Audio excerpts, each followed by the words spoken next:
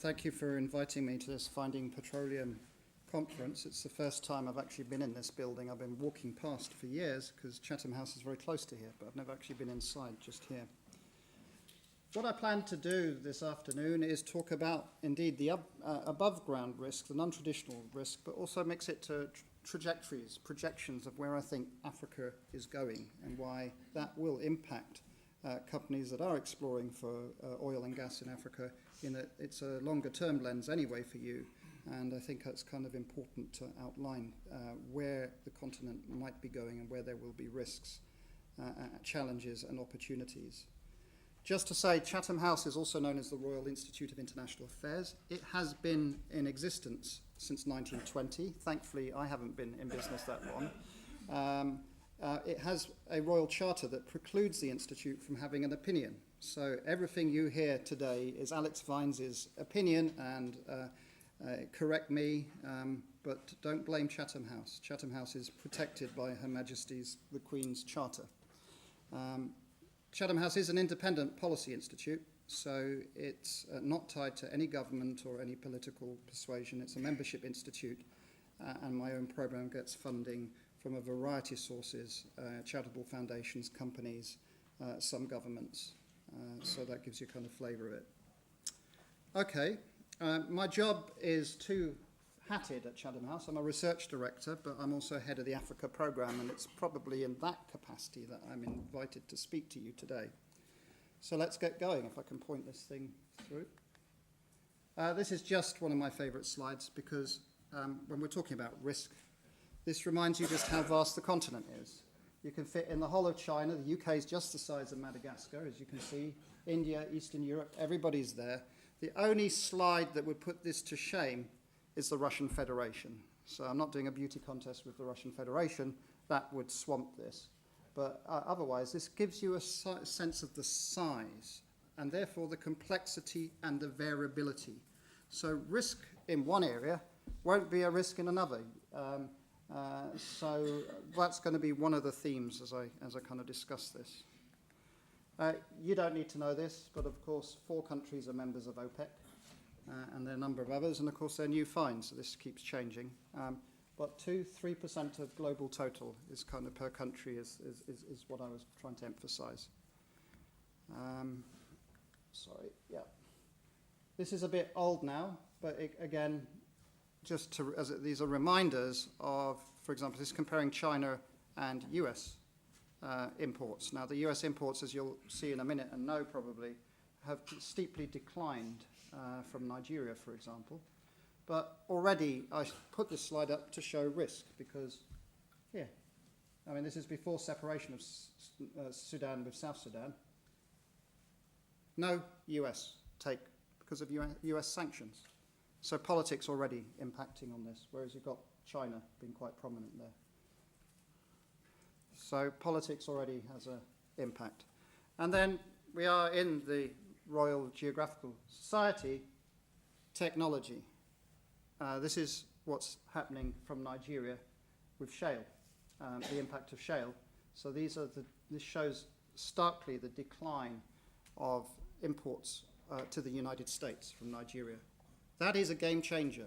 In the short term, that is having a dramatic impact on a number of countries and how they calculate, including what companies that they'll be looking at in the future as they play the politics of diversification.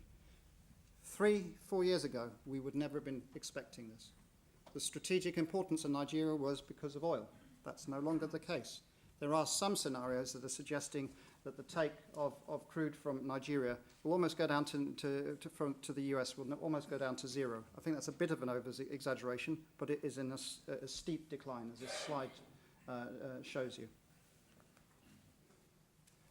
The story was already showing this, the kind of takeoff of Asia and the decline of the US within Angola. And Angolan officials are already saying that they are looking elsewhere now.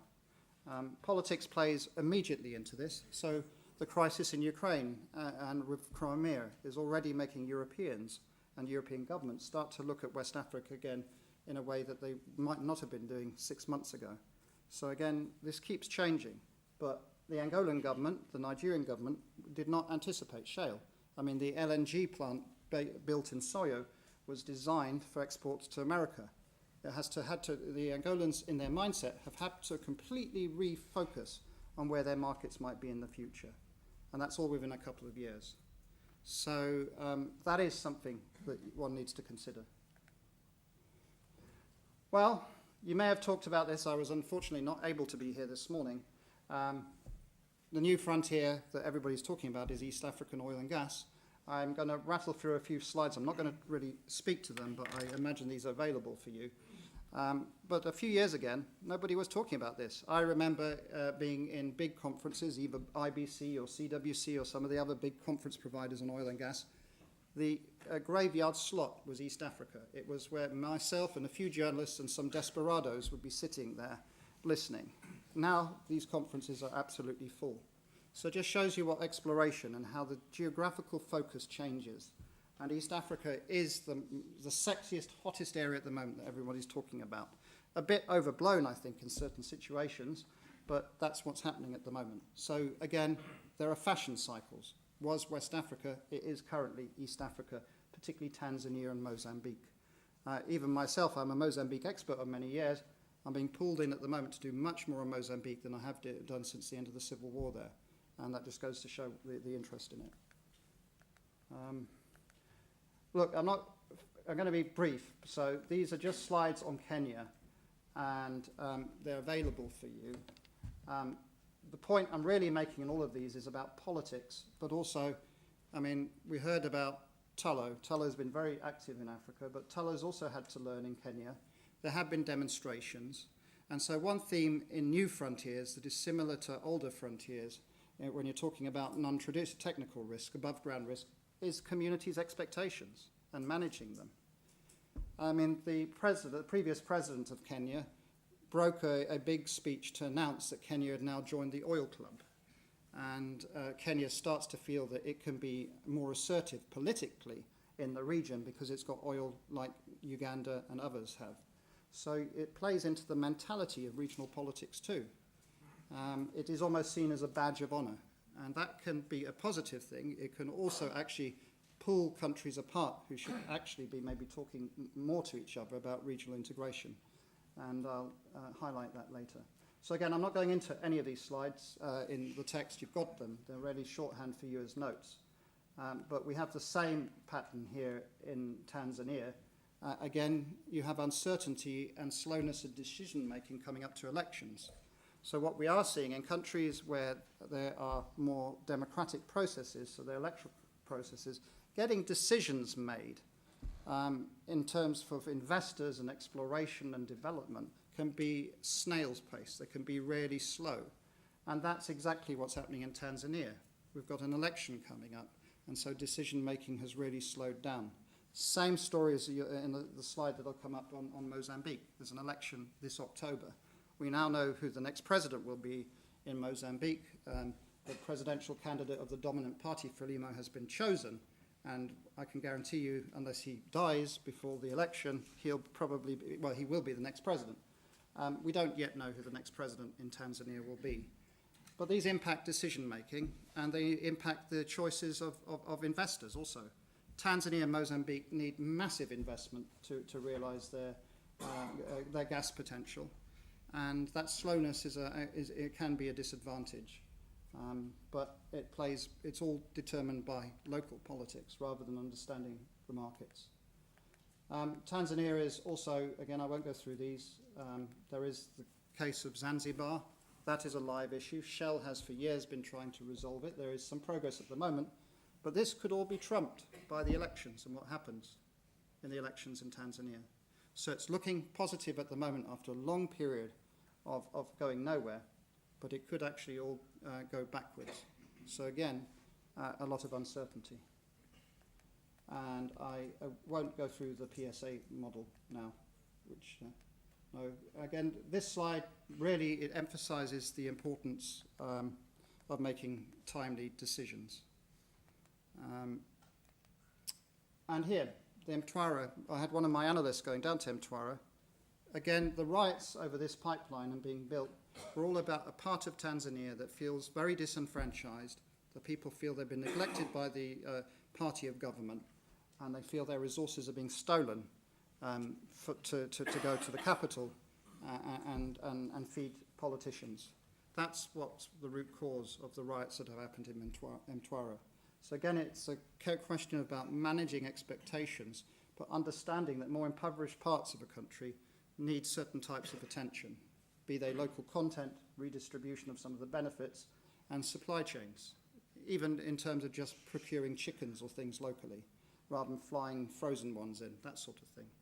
So that's the lesson that comes out of Mtwara. The Tanzanian authorities handled it really badly, is the research that we concluded on at Chatham House. We're coming out later this year with a report on Tanzania, looking at what the challenges will be for the new government. Again, Mozambique, these are the people that will be standing in the elections in October, including the former rebel leader, Afonso de Klama, and Mr. Nyusi, Philip Nyusi, this person just here, will be the next president. Frelimo, the dominant party, took ages. First time in Mozambican history it took so long for the party to actually choose a candidate. And the candidate that was chosen is the one that was least expected by most people. Can we expect a massive change in policy in Mozambique towards oil and gas? I don't think so. I think it will be fairly consistent. Hopefully, decisions will be quickened up now that a candidate has been chosen. There was a very wobbly period earlier this year, and investors were tremendously worried. Well, again, this slide's just about how exciting the gas could be for and transformative for East Africa. Again, there are hypotheticals. We do not know what the market will look like in the future. Japan is doing very intensive diplomacy along East Africa, especially in Mozambique. I was in Tokyo recently. After the Fukushima disaster 3 years ago, this is a major, major priority for Japan. And so the Mozambicans are hoping maybe to lock in a significant part of investment with Japan, for example. Others are looking at Tanzania. But it depends also how shale gas develops. If suddenly there are massive finds, for example, on the Karoo in South Africa, that could change the tune of this conversation. A bit like the development of an LNG plant that was anticipating markets in America by the Angolans in Soyu, a few years can change this stuff. So, there's a lot of uncertainties here, which again is why, actually, when I talk to Angolan or Tanzanian officials, I say they don't have as much time as they think. They do need to make decisions in a timely fashion. Sorry, I need to go up here. Uganda, I'm not going to dwell on, but again, oil plays into the politics, including the pressures for President Museveni to step down. He has been president of Uganda since 1986, so that's rather different from a number of the other countries that I've been talking to. And Tullow and others can tell you just how laborious the process has been there. Again, I won't dwell on that now because of time. But this all fits into a wider picture, which is how to tie this all together and the politics of refineries and of pipelines. The problem in terms of refineries, and we see this in Uganda, is that actually all the East African countries are looking at building refineries at the moment. They're not looking at a regional plan. It's a bit like the old-fashioned idea of having a national airline as a badge of honor. And so this is something that politically will have to be ironed out, because there's a need for a new refinery, but there's not a need for them in each country. There's also tensions between Tanzania and Kenya over the East African community, and that's partly also about pipeline politics. The decision by Kenya, Uganda, and Rwanda, South Sudan, and Ethiopia, with the Lapsat pipeline up here, which is South Sudan, and then there'll be a branch going up to Ethiopia, has greatly displeased the Tanzanians. And so they're seeing, in terms of building up a regional community, they're having a different vision. How this will be resolved, I don't know. It, again, goes down to politics. But it is a live issue and will add delays and uncertainties. So what are the wider trends? The good news is that actually the African conflicts are on the decline. This is a continent that is getting safer and there's less conflict, despite what you hear about Central African Republic and various other places. And the percentage of conflicts globally, Africa has had lower violent conflicts than Asia, for example. So these are some of the myths that you read in newspapers. Thinking of it as a dangerous continent is not the right way of looking at risk. You need to then actually qualify what is being meant by that. We're also seeing a complete bottoming out of non-constitutional changes. Very few coups now and changes of government, a couple. And more elections more regularly. That brings us another sort of uncertainty in, but it's a good news story in my view. So more elections more regularly. And, well, this is how some of the risk agencies look at it. This is 2012, and the red areas are the ones that are really high risk. I would dispute some of them, and I'd say that some of these, there are parts of the country you can actually work in pretty well. So it just goes to show not to take at face value what the private sector risk consultants and others may be saying. The point is actually that you need to make your mind up yourself and use all of these that are available. But appraising non-traditional, non-technical, above-ground risk requires talking to people and lots of people and triangulating this, however big or small you are. This helps. So I'm not saying don't take subscriptions out to these people, but don't take it at face value as the gospel. Because one thing that is certain about Africa is that actually a great deal is not written. It is about understanding the politics and the context. And you are as clever as anybody else to do that if you put a little bit of effort into it. This is another one which actually is a little bit better because, for example, if you look at Mali there, it puts the high risk in the north of the country, whereas the south is pretty safe. That's correct. That's how I would see it. There's no danger going to Bamako, for example. So, that's a better way of looking at risk. But this is a best way, in my view, of looking at it. This is a fresh from the US Africa Command. So it's the US military's command on Africa. Again, I don't agree with all of this. There are some errors in it, in my view, and some things they've forgotten. But, for example, it doesn't try and overgeneralize risk in Nigeria. It has it in the north there and a bit with Chad, has in the Delta. But, Lagos, okay, there are some kidnappings, but it's a place you can do business. I go there regularly. So I think this is a cleverer way of trying to actually home down on what some of the non-technical political risk actually is. And this is an American military attempt at that. So regard it as like a bit of cheese with holes in that you shouldn't fall down. And then, well, Transparency International's Corruption Perceptions Index. Again, it shows, well, there's only one country that is equivalent of the Netherlands or the UK, which is Botswana, in the perception index, and there's some really difficult places like the Sudans and Chad and so on. Corruption remains, in my view, one of the major risks that companies will face. And it's not just Western companies. I did a detailed study on trying to work out how the Chinese locked in success in Angola in terms of oil. Why were they successful, whereas all the other Asian companies have been unsuccessful? ONGC failed. KNOC failed. And it's on our website, this study. It took me several years to do. It's called Thirst for African Oil. And it's this, which is a joint venture between, it's a joint venture model. It's out of Hong Kong, but there's British Virgin Island connections. And it ties in various private interests as well as state ones together. And that's how the Chinese have actually, it's through that model, either through China Sonangol or a hybrid of it with a slightly different model called Sinopec Sonangol International. Drilling further into this, this is a flow diagram I and my colleagues did of all the links that make up the China Sonangol business. It's not accurate now, it's a couple of years old, things have changed a bit, but there are some things that stay the same, and it's this. He is now the Vice President of Angola. He was the Chief Executive Officer, as many of you know, of Sonangol, but that's shorthand for the Angolan presidency. That's what it is. And so here you get presidency interests reflected into the business model. And the Chinese are locked into this.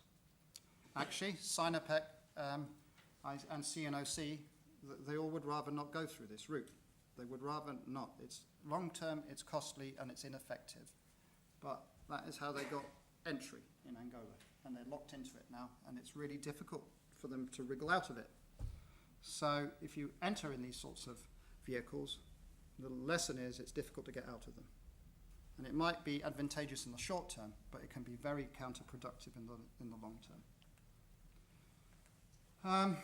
Again, you can see that who are the operators who have to carry these people? BP, Colbert, I'll talk about ConocoPhillips, Statoil, and the pre-salt, all with percentages here. So it then starts moving over into the IOCs, that they have to have relationships in it. In fact, 50% of one block, Block 1806 in Angola, is in partnership with this joint venture model for BP. I'm surprised the press hasn't really talked that much about it, but that's what's happening. Sorry, pressing in the wrong way. Colbert, this has been in the news. The Financial Times did an investigation of this.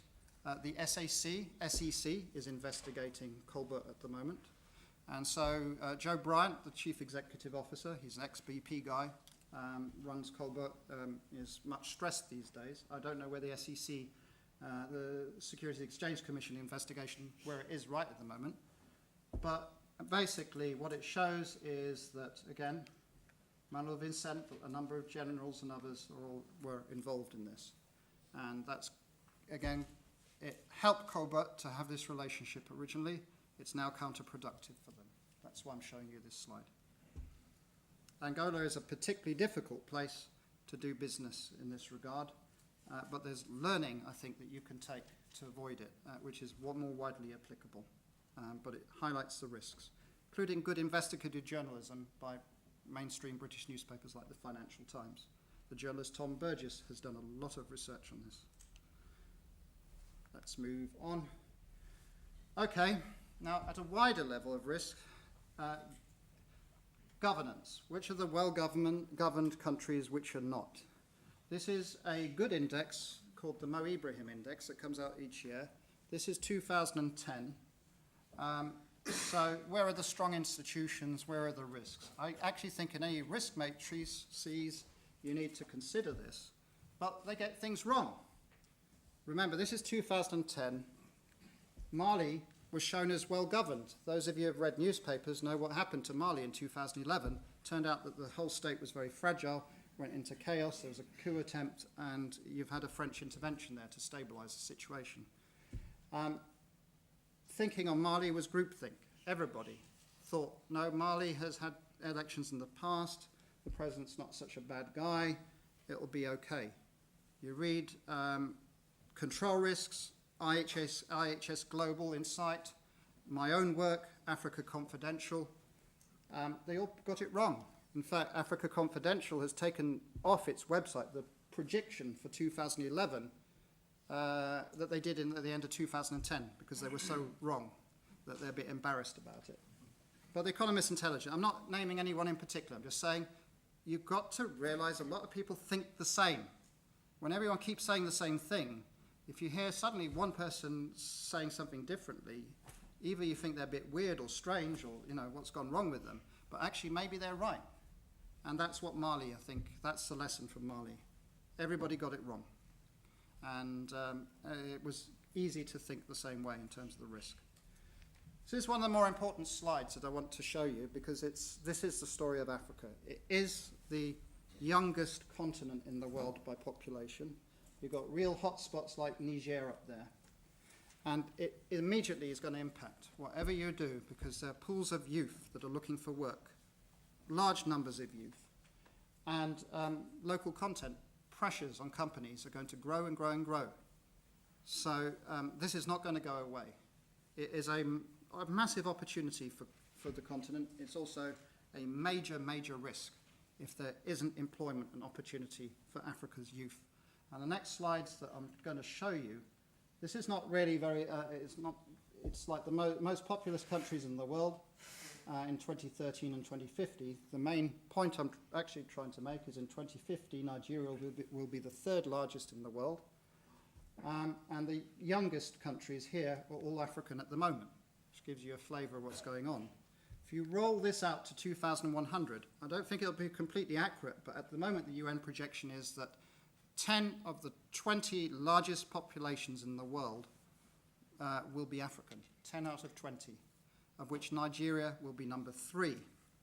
And a country in Africa will be number 5. I wonder if any of you can guess which will be the 5th largest country in the world in 2100 on current projections.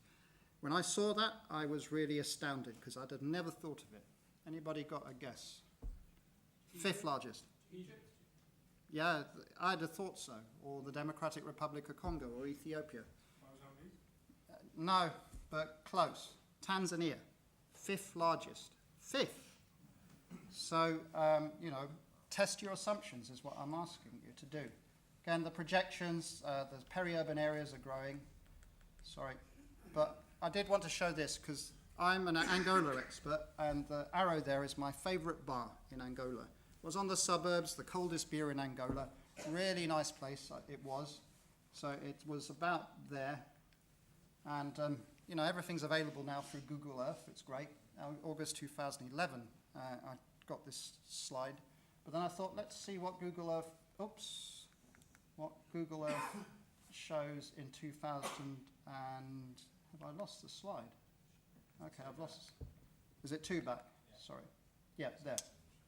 So that compared with that.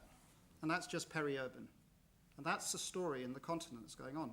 Everybody in there has a dream of getting a job, including with an oil and gas company, and yet there isn't the work. So this just, again, shows how quickly urban areas are growing in Africa.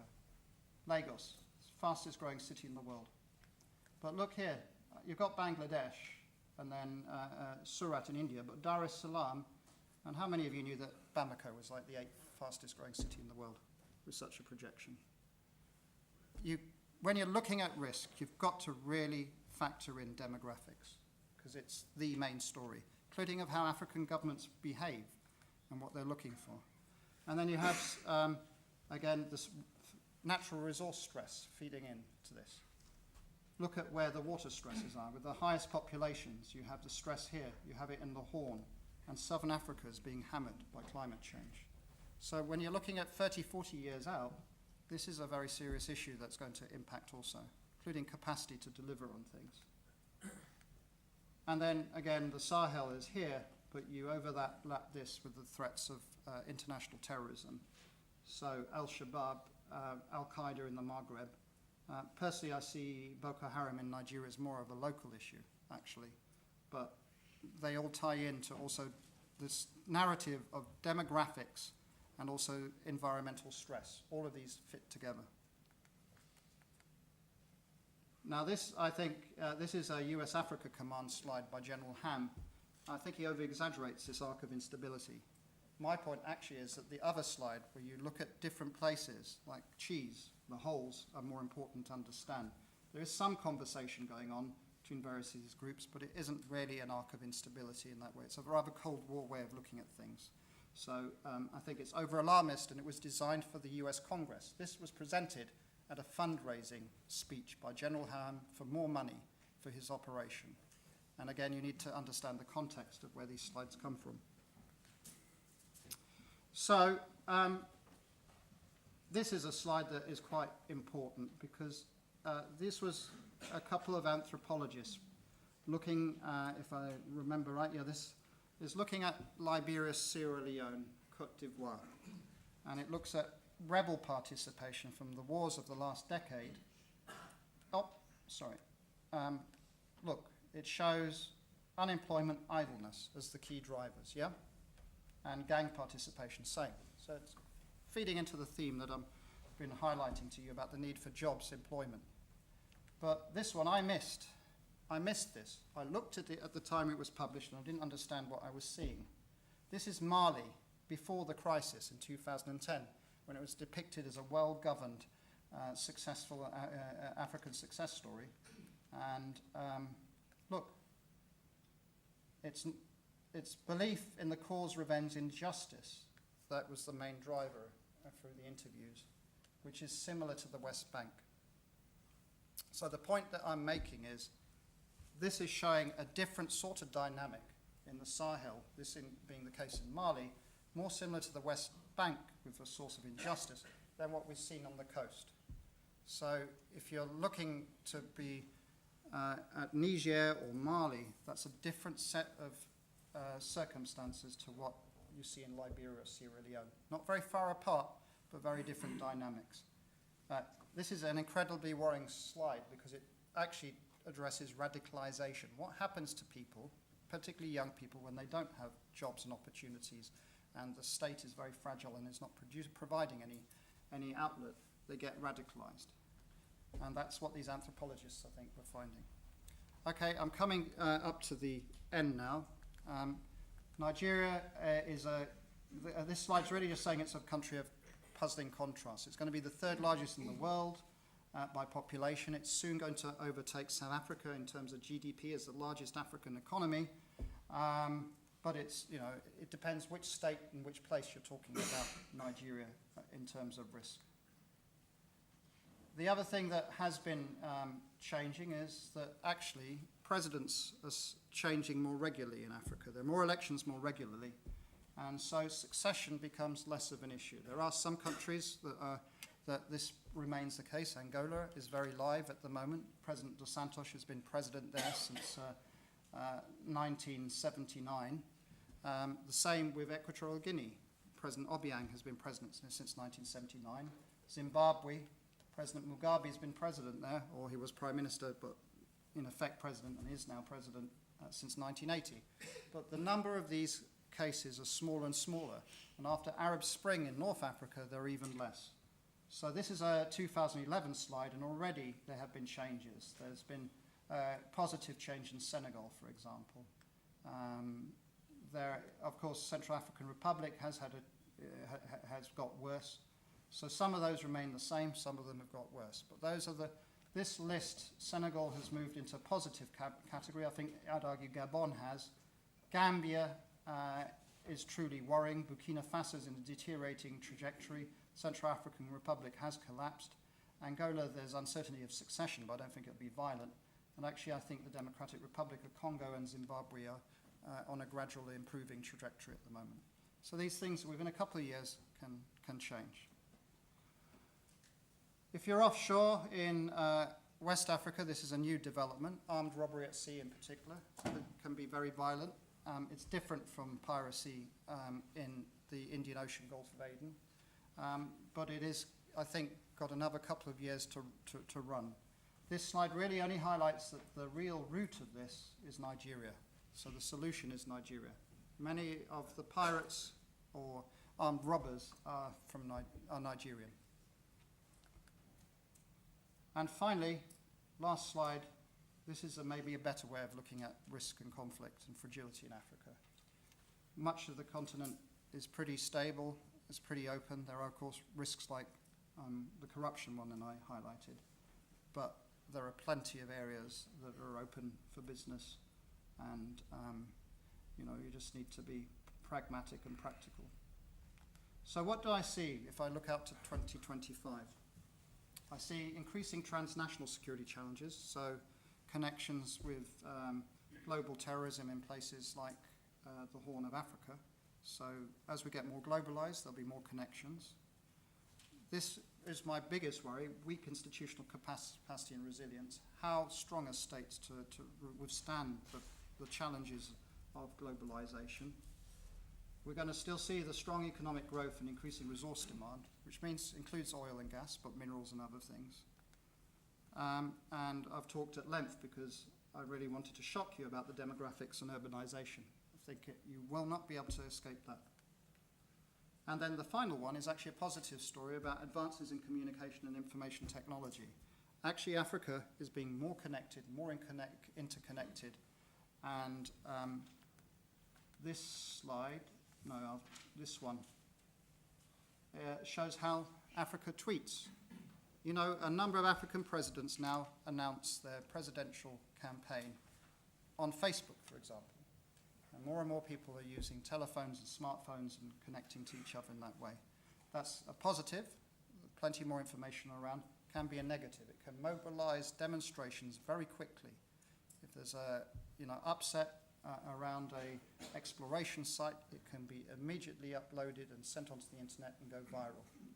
And that's what this is showing, with the big hubs already being South Africa, Kenya, Nigeria, Egypt, but it's growing all the time. Thank you very much.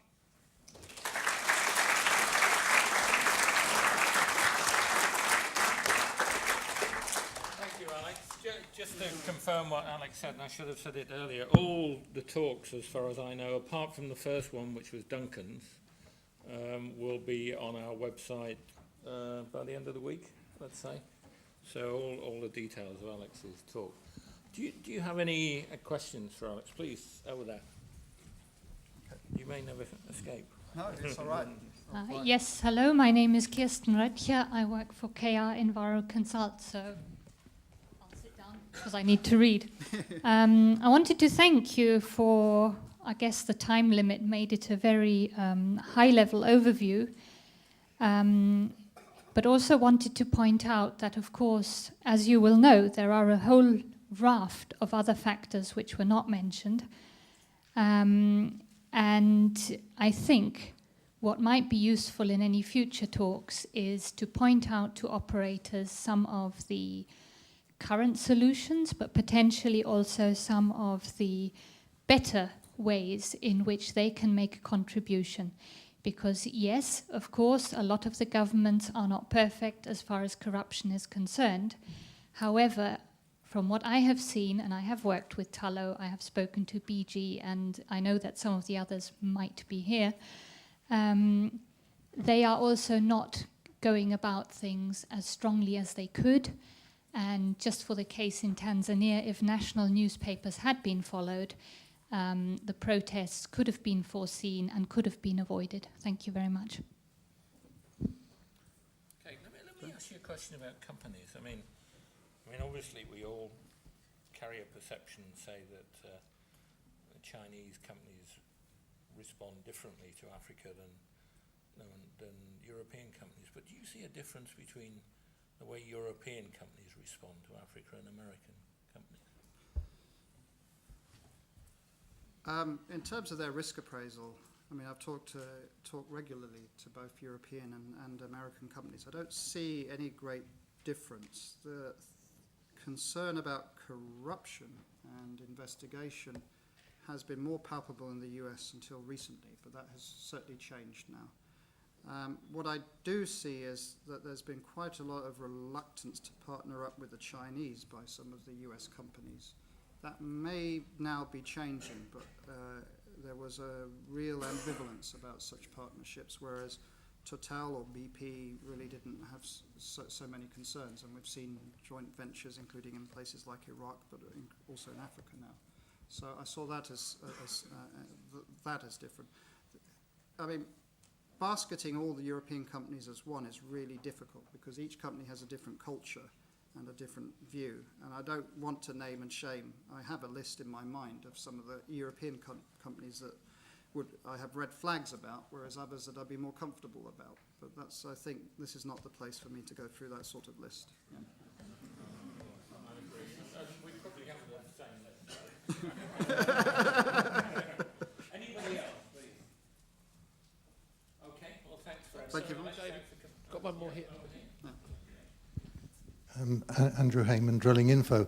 Alex, you didn't mention really Somalia at all, and I have a couple of questions about that. Yeah. What do you think of the independence aspirations of Somaliland, and to a lesser extent the autonomous demands of Puntland? And secondly, what do you think of this notion that in Somalia you can promote good governance through promoting exploration activities? Yeah. Thank you. Recognition of Somaliland will need an African country to take the lead. Nobody wants to be the first. I talk to officials who will say they'll happily be third or fourth in line, but nobody wants to break that position at the moment. It won't be led by a European country or an external.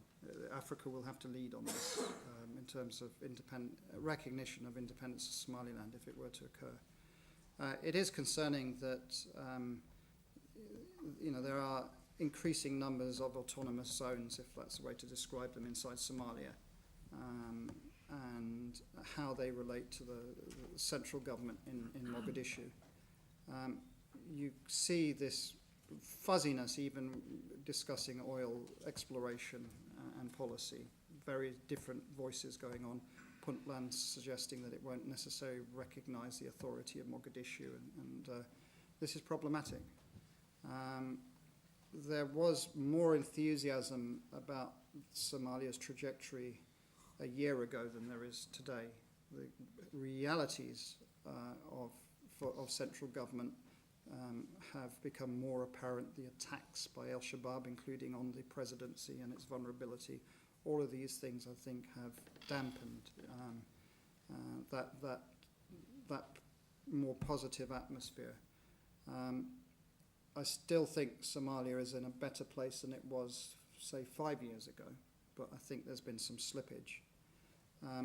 It's a tremendously difficult issue that only Somalis themselves can do about whether they can tie the country back together. My personal view is I think that's increasingly difficult for the very reason that you've highlighted, that Somaliland has no intention of doing that, possibly Puntland longer term neither. But it makes it a very complex environment for any serious investor to go in terms of exploration. And then, as I say, the authorities that the central government has put in charge of discussing oil and gas exploration is very contradictory, because you can have one official saying one thing and the next day somebody saying completely the opposite. I've seen that even in conferences here in London, where you have a presentation that's meant to be an official presentation that has no relationship to what had just been talked about the previous week in Mogadishu. Okay, very good. All right, thank you, Alex. Thank you. Thanks very much.